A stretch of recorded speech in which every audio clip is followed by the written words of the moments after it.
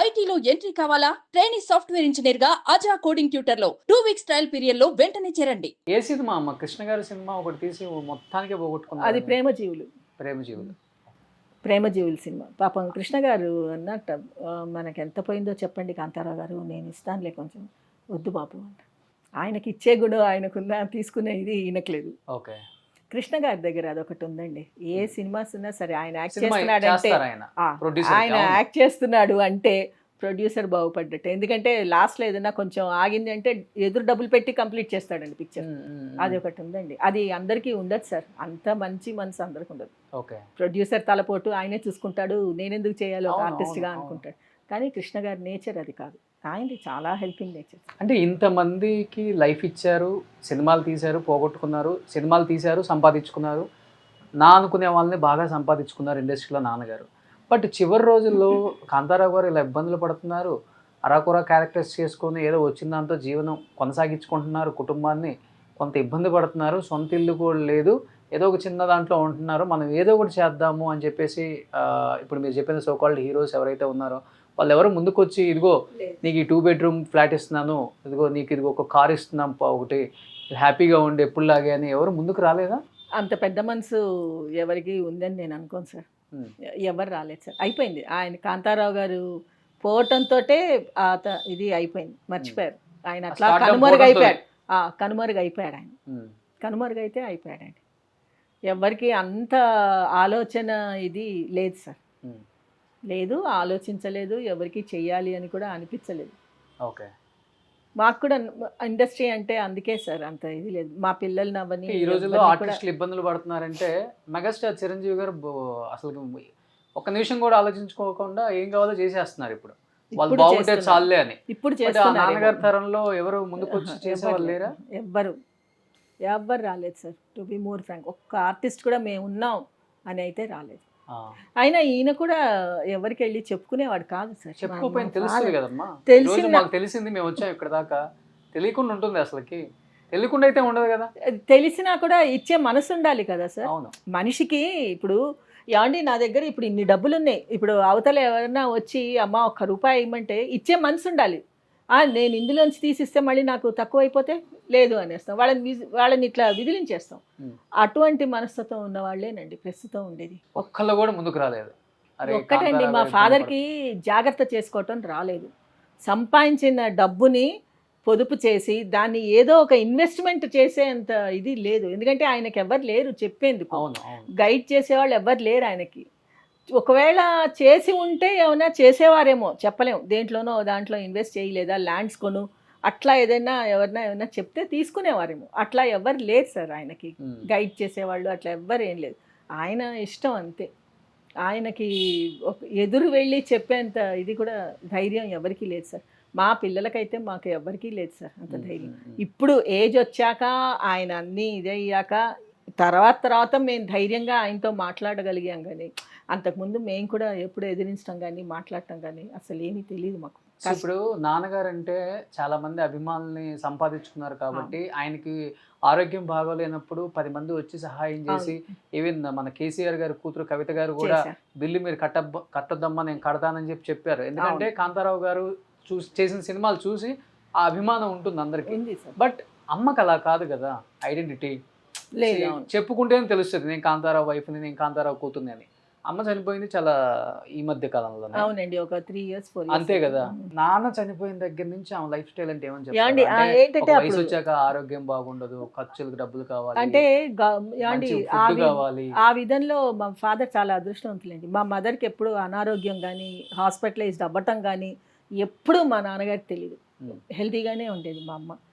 ఇక్కడికి వచ్చాక మన మల్లాపూర్లో ఉన్నప్పుడు కూడా ఆవిడ బాగానే ఉందండి. ఆవిడ ఏమీ జబ్బుని పడి హాస్పిటలైజ్డ్ అయిపోలేదు, ఇంట్లోనే పోయింది, మామూలుగానే పోయింది. పడుకున్న మనిషి పడుకుని మాట్లాడుతూనే పోయింది ఆవిడ. మా ఫాదర్ పోయింది 2009 సార్.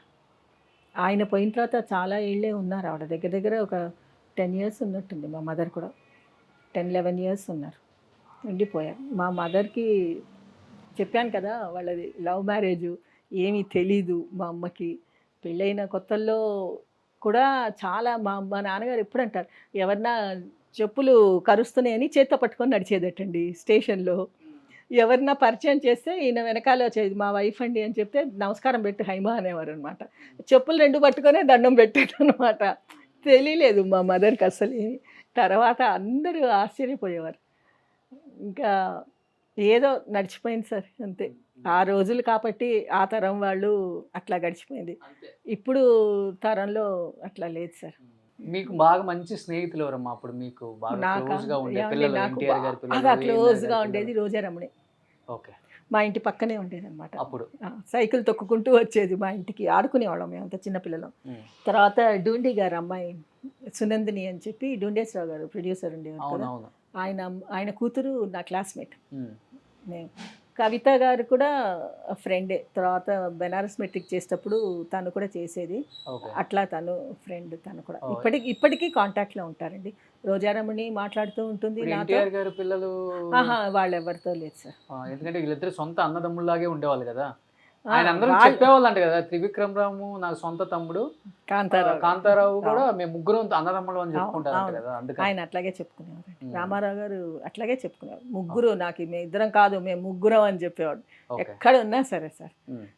నా పెళ్ళికి కూడా రామారావు గారు వచ్చారండి. మార్నింగ్ వచ్చి నైట్ దాకా ఉన్నాడండి రామారావు గారు. ఉమ్. కదలలేదు అస్సలు. పెళ్ళి మొత్తం అయ్యేదాకా, రాత్రి రిసెప్షన్ అన్నీ అయ్యేదాకా ఉన్నాడు ఆయన. ఓకే. అంత అది ఏంటో, అది వాళ్ళిద్దరికీ ఉన్న రిలేషన్షిప్ అట్లా ఉండేదన్నమాట. నాన్నగారికి రామారావు గారికి. ఓకే. సో వాళ్ళ పిల్లలతో అటాచ్మెంట్ లేదు మీకు? నాకు లేదు, మాకు First నుంచి లేదు. కూడా? మా అన్నయ్య వాళ్ళకి తెలుసండి. మా పెద్ద అన్నయ్యకి, రెండో అన్నయ్యకి పర్వాలేదు కొంచెం తెలుసు. నాకంత లేదు సార్. ఎందుకంటే ఎక్కడికి వెళ్ళేవాళ్ళం కాదు, ఎక్కడికి తీసుకెళ్లేవారు కూడా కాదు. మా Shooting లకు కూడా? నాన్నగారు. ఎవరింటికి కూడా పంపించేవారు కాదండి మా నాన్న. అవునా? ఎవరన్నా రావాలంటే మా ఇంటికే రావాలి. నన్ను మాత్రం ఎవరింటికి పంపించేవారు కాదు మా ఫాదర్. వద్దమ్మా, వద్దు వద్దు, వెళ్ళొద్దు. ఎన్టీఆర్ గారు వస్తుంటారు ఇంటికి? లేదండి. ఇంటికి ఎప్పుడు వచ్చేది లేదు. ఇంటికి వచ్చేవారు అంటే అప్పట్లో చూడండి సత్యనారాయణ గారు, ఆయన కూడా ఆయనకి పిల్లలు లేకపోతే నన్ను తీసుకెళ్ళి పెంచుకుందాం అనుకున్నాడు. ఒక 2 రోజులు ఉంచుకున్నాడు. తర్వాత ఆడపిల్ల పుట్టింది ఆయనకి. ఓకే. ఆయనకి పిల్లలు లేరు. తర్వాత బిఎస్ నారాయణ గారు అని చెప్పి ఒక డైరెక్టర్ ఉండేవాడు.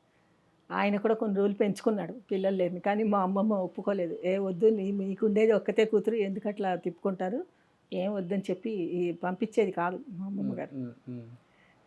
అట్లా సత్యనారాయణ గారు, మన రాజుబాబు గారు, రాజశ్రీ గారు, విజయలలిత గారు, కృష్ణకుమారి గారు, వీళ్ళందరూ వస్తూ ఉండేవారు సార్ రెగ్యులర్గా.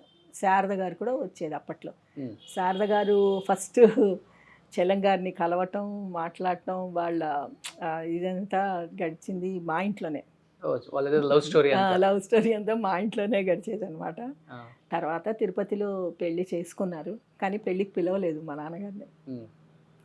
అక్కడ తిరుపతికి అనుకోకుండా ఆయన కూడా వెళ్ళారు. వెళ్ళినప్పుడు ఇట్లా పక్కన శారద గారు పెళ్లి చేసుకున్నారండి అంటే సార్ చూడటానికని వెళ్ళారు.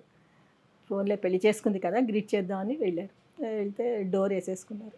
సరే ఇంకా వచ్చేసారు. ఎందుకని ఏమో, అంటే చలం కొంచెం కాంతారావు గారు కదా, వద్దు. ఎంత వాళ్ళిద్దరు కలిసింది మీ ఇంట్లోనే, మీ వల్లే. కరెక్టేనండి, కానీ అది ముఖం మీద ఈర్ష్య అంటారు చూడండి, అందుకని. ఓకే. ఇప్పుడు మన శారద గారు ఫస్ట్ మూవీ కూడా నాన్నగారితోటే వేసింది హీరోయిన్గా. శ్రీమతి అని అందులో ఫస్ట్ మూవీలో తనే వేసింది హీరోయిన్గా, శారద వేసింది. తర్వాత వాణిశ్రీ గారు కూడా దేవుని గెలిచిన మానవుడు అని చెప్పి ఒక సినిమా తీశారు. అందులో భావనారాయణ గారు తీశారు. అందులో అది ఫస్ట్ మూవీ, కానీ రిలీజ్ అయింది మరోప్రాన్ కదా. రిలీజ్ రావటం ఇష్టం లేదంటే రావద్దని చెప్తే పోయింది కదా, ముఖం మీద తలుపేసా కదా. అదే అంతేలేండి. తర్వాత పాపం వచ్చిందిలే, చలం చనిపోయాక ఎప్పుడో. ఎందుకు వాళ్ళిద్దరు ఏమండి, ఏంటంటే కాంతారావు గారికి శారదకి ఏమన్నా మధ్యలో ఏమన్నా జరుగుతుందేమోనని ఆయన భయం, చలం గారికి అనుమానం. చాలా చలంకి మొదటి నుంచి అనుమానం ఏంటండి. ఫస్ట్ వైఫ్ కూడా అలాగే కదా, చంపేశారు కదా. సరే, ఇంక మా నాన్నగారు కూడా ఎప్పుడు ఇంటర్ఫియర్ అవ్వలేదండి. వద్దు, అవసరం లేదు అంతవరకు ఎందుకు సార్. ఇప్పుడు చాలా మంది వచ్చేవారండి, చాలా మందిని పైకి తీసుకొచ్చారండి మా నాన్నగారు, బయట చెప్పుకోరు. ఇప్పుడు మాధవి ఉంది కదా, ఆ అమ్మాయి అసలు పేరు విజయలక్ష్మి. మా ఇంటికి వచ్చేది సార్ విజయలక్ష్మి. మాకు విజయగానే తెలుసు. మా ఇంటికి వచ్చేది, మా అమ్మ తల దువ్వేది, నూనె రాసి తల దువ్వి, పేలన్నీ దువ్వి, మంచిగా తల దువ్వి జడ వేసి కూర్చోపెట్టేది. మా ఇంటికి వచ్చేదండి. పామ్గ్రో హోటల్లో దిగేవాళ్ళ, ఎవరెవరో వస్తున్నారు, నాకు భయం ఆంటీ అందుకని వచ్చేస్తా అంటే, సరే వచ్చేయమ్మా, మా ఇంట్లో తిని వెళ్ళి. ఏమండి తర్వాత ఆ అమ్మాయి ఇక్కడ హైదరాబాద్కి వచ్చినప్పుడు వస్తాడే మా బావ షూటింగ్ అవుతుంది, రోజారమణి హీరోయిన్ అనుకుంటాను, అందులో నాన్నగారు కూడా ఉన్నారు. అయితే వచ్చినప్పుడు మా నాన్నగారు ఈ అమ్మాయిని చూసి కళ్ళు చాలా బాగున్నాయి, ఈ అమ్మాయికి మేకప్ టెస్ట్ చేయండి, చేసి ఫోటోలు తీయించండి అన్నారు. సరే ఫోటోలు తీయించారు. ఆ ఫోటోలు మెడ్రాస్కి పంపించారు. పంపిస్తే మా నాన్నగారు ఏం చేశారంటే మా అన్నయ్యకి ఆ ఫోటోలు ఇచ్చి, ఇప్పుడు దాసనారాయణరావు గారు అప్పుడే కొత్త హీరోయిన్ కావాలి, తూర్పు పడమర సినిమా కొత్త హీరోయిన్ కావాలి అని చెప్పి పేపర్లో ప్రకటించారు. మా నాన్నగారు ఈ ఫోటోలు ఇచ్చి పంపించారండి. ఫోటోలు ఇచ్చి పంపించిన తర్వాత చూసి వాళ్ళకి నచ్చి ఈ అమ్మాయిని తర్వాత ఈ టెస్ట్కి వీటికి వాటికి ఆడిషన్ అనేది అని పిలిచి చేసుకున్నారు.